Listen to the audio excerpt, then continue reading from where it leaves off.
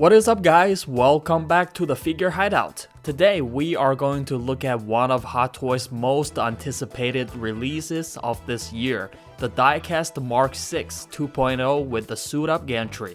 The 1.0 version was released in 2016, and time sure flies. It's been 8 years already.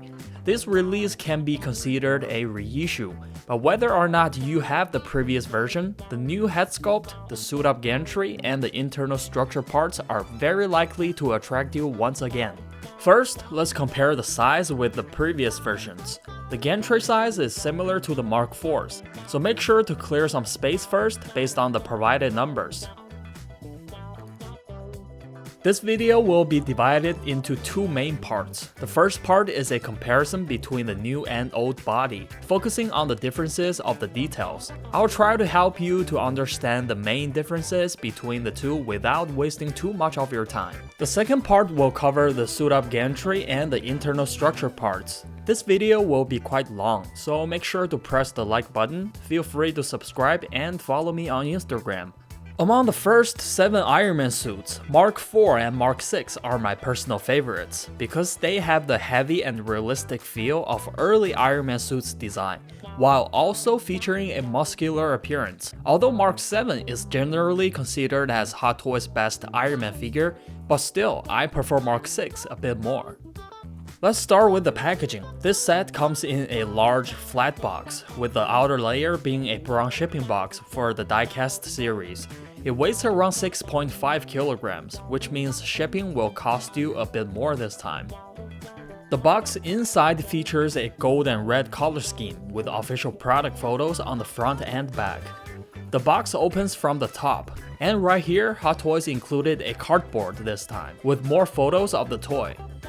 Things inside are divided into two parts. On the left side is the foam box. On the lid is labeled as Mark 6 2.0. Inside we have the body, head sculpt, hands, battle-damaged chest armor, and a neck piece.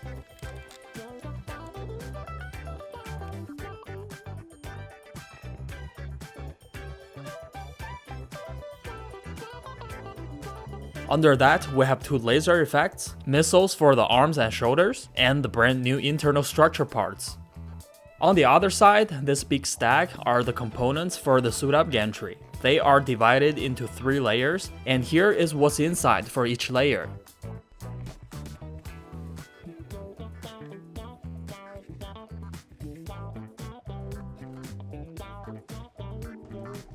Let's first look at the bodies. Since this is a reissue, there's no change in terms of height or anything else. But to be precise, I also checked the weight, and there's no change as well. So the bodies are built exactly the same. And it doesn't have the internal structure details on the waist like the Mark 3 2.0. The first noticeable change I found with the 2.0 version is the red paint. The red on the 1.0 version has slightly aged over the years, giving it a bit of purple hue. The 2.0 version features a pure metallic red, but the biggest change in the paint is that the 2.0 version has a more matte finish, and the 1.0 version is glossier. Under the light, you can see the reflections on the 2.0 version are less noticeable, which I prefer since Iron Man's armors in the movies was never as shiny as the 1.0s. For recent releases like the Mark 3 2.0, Hot Toys also used this matte finish. And here is a comparison of suits with similar paints. But the silver and gold parts are brighter on the 2.0 version, with more obvious reflections, giving them a more realistic metallic feel. In terms of details, these black lines all over the body are mostly the same, but the lines on the 2.0 version are slightly different from the 1.0 version in terms of thickness in some places, such as on the shoulder armors. One significant improvement is the black paint job on the elbow joints. 2.0's looks very neat, 1.0's looks quite messy. Additionally, the lines on the thighs, Hot Toys added black paint on the 2.0 version. The 1.0 version only features gold. Comparing to the designs from Iron Man 2 and the Avengers, the 1.0 versions appear to be more accurate. The weathering effects on both versions are machine applied, so the placement and general shapes are the same. The differences are just about how obvious they are. The noticeable areas include the faceplate and thighs, where the weathering on the 2.0 version is more obvious. But the bottom of the feet of the 2.0 version doesn't have the black paint for the grooves. The two battle damage parts show that the 2.0 version has sharper details on the faceplate scratches and sharper edges on the brakes. The dusty paint on the 2.0 version covers the entire faceplate, while the 1.0 versions didn't cover the cheeks. But this hole on the forehead, 1.0's look better because it has more obvious rusty paint. Inside the faceplates, the 1.0 version has gold paint around the eyes, while the 2.0 version is entirely black. These cuts on the chest armor are sharper on the 2.0 version as well, but the bullet holes on the left side and surrounding weathering effects are better on the 1.0 version. The 2.0 version seems to have a thicker paint, and the paint covered a lot of details. The internal structure of the chest is mostly the same. The 2.0 version has added black paint at where I am pointing. And the shoulder cannons. These three little missiles on the 2.0 version, 2 are in gold and 1 is in silver, while the 1.0s are all painted in gold. The leg internal structure's paint on the 2.0 became worse. It doesn't have the colorful wire details like the 1.0 version. The inside of the small wings on the back shows the 2.0 version is missing the silver paint on this filter looking thingy. About the accessories, the default hands are a pair of fists. Additional, we have a pair with articulated fingers, a pair of repulsor firing hands, and a pair of laser shooting hands. The lasers are exactly same as the previous versions as well. The arm missiles, using this one as example, besides the red paint became matte like the body, other improvements are the less obvious parting line and better paint application on the little black details. And these shoulder cannons have no change at all. The battery compartments and switches are still in the same locations.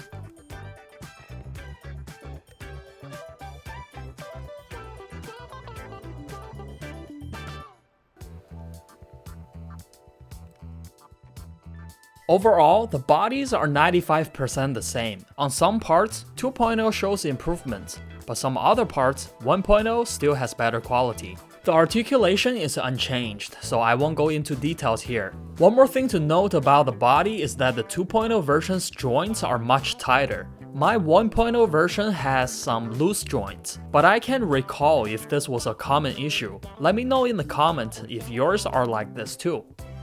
Next, let's look at these new internal structure parts. Including the empty helmet, there are 9 pieces in total, all made from plastic. We will look at them from top to bottom. First is the helmet. Unlike the Mark 47s, this one has a slight expansion ability on the sides. The maximum expansion is like this. When they are closed, these connectors are exposed, but they're hidden when the helmet is expanded. The chin can be closed, but still, it leaves a slight gap. This part cannot be perfectly closed. The internal design is mostly in these honeycomb patterns with many mechanical details on both sides. The entire interior is painted in metallic silver without any other colors. Comparing with the suit-up version Mark 33's helmet, this one looks much better.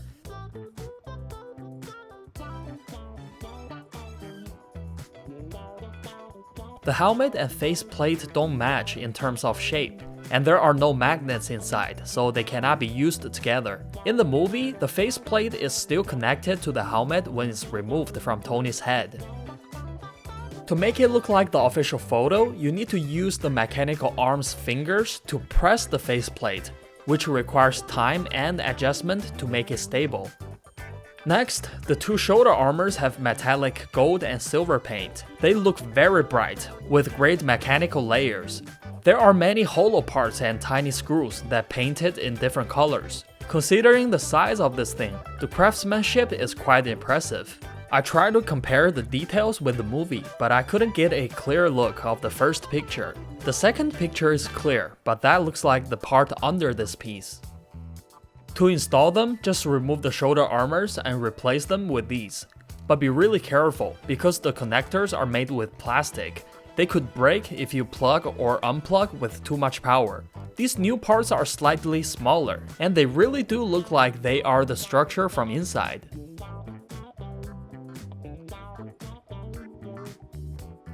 And the rest are also well made. The chest piece looks like it's from a model kit, with smooth edges around the hollow sections, sharp protrusions and grooves. The paint job is very precise, with no overspray. It's much better than the suit-up version Mark 33s.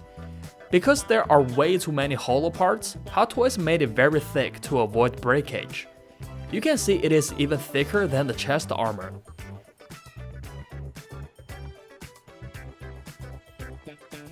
However, this thickness gives it a bulky look from the side, making it look like it's having an additional layer on the chest instead of a layer less.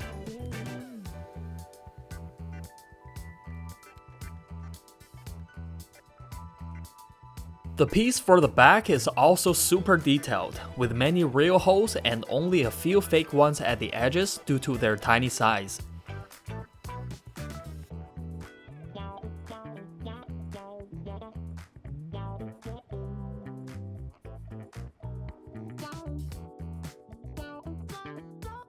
This piece is the only one that cannot be attached to the body, so the inner side, Hot Toys has also added the same paint job like the outer side.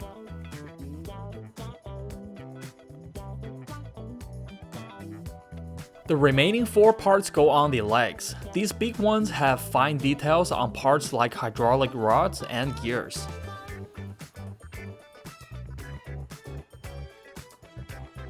These 2 little ones have many smaller framework designs. They look like skeletons, and also very nicely made. The thigh section is the only hidden difference between the 2.0 and 1.0. The 2.0 version's legs are made with magnets, making these pieces can be easily attached or removed.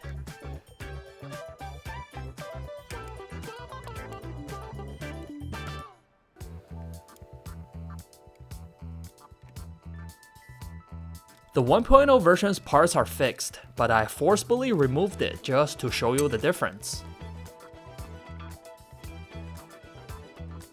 When all pieces are attached, this is how the figure looks. And next, let's look at this new Tony Stark head sculpt. For recent releases, Hot Toys has been using less repeated heads, which is a good news. This one, including the suit-up version Mark V, Mark II, and the suit-up version Mark VII all come with a new head. This one's expression is the same as the one from the plastic Mark VII, which is a smiley face. One noticeable change is the larger proportion, making it bigger than the previous head sculpts, especially compared to the heads with helmet. I think this size is better looking than the previous smaller heads, making the overall proportion looks better. The smaller heads made the body, especially the shoulders, look a bit too wide. The quality of this head sculpt matches the official images, with the best skin texture and details among all Tony Stark head sculpts so far. It has the mid-age skin's roughness, wrinkles, and eye bags with great sharpness. The neck also has the same texture. The hair and beard are nicely sculpted too, with very detailed hair strings.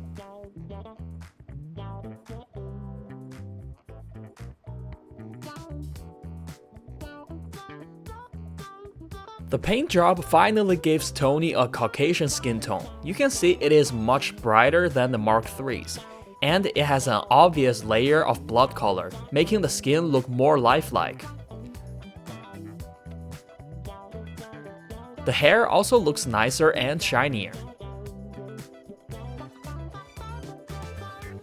This face is good, especially the lower half, but I just feel like something is off about the eyes. If they were slightly larger with less dropping at the outer canvas, I think it would look even better. This is also the first Tony Stark head with rolling eyeballs. Just remove the hairpiece at the back and you can make adjustments. You will need to put this neck piece with the head. The neck piece is same as the ones in the previous Iron Mans. However, the larger head and thicker neck makes it much tighter this time. I recommend wrapping a layer of plastic wrap inside to avoid paint rubbing over time.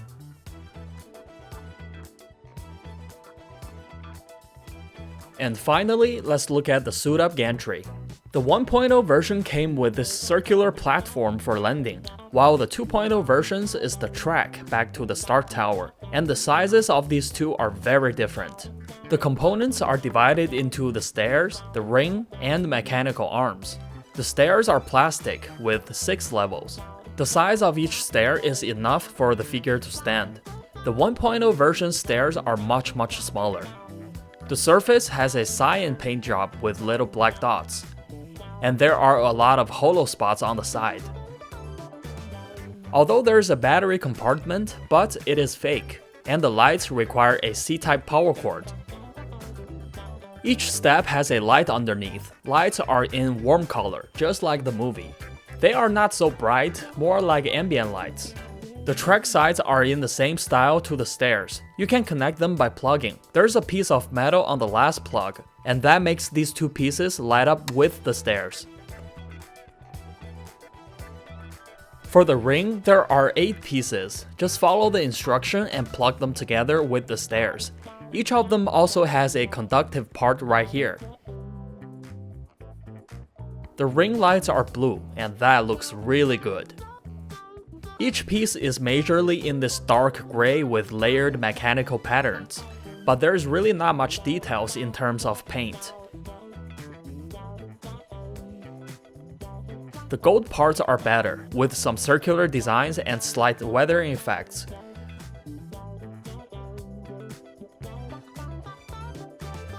But the 2 largest parts have 3 cover holes, and they are quite obvious.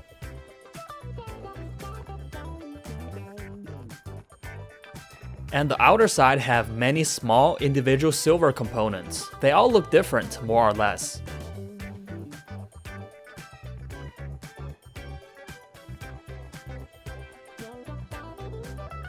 And 2 of them, the gold parts have joints. They can do a over 90-degree outward movement.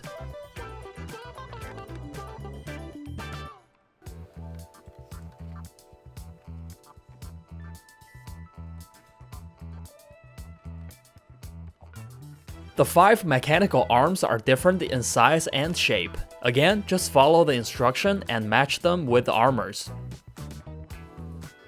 The arm for holding the helmet is similar to the other gantries, with many fingers, and Hot Toys added magnets for stability. The helmet can be easily put on.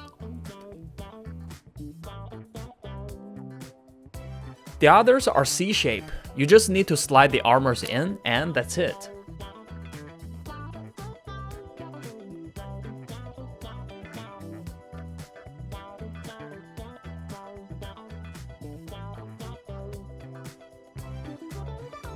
These arms have many joints, and the joints are all real. Some can bend and some can rotate.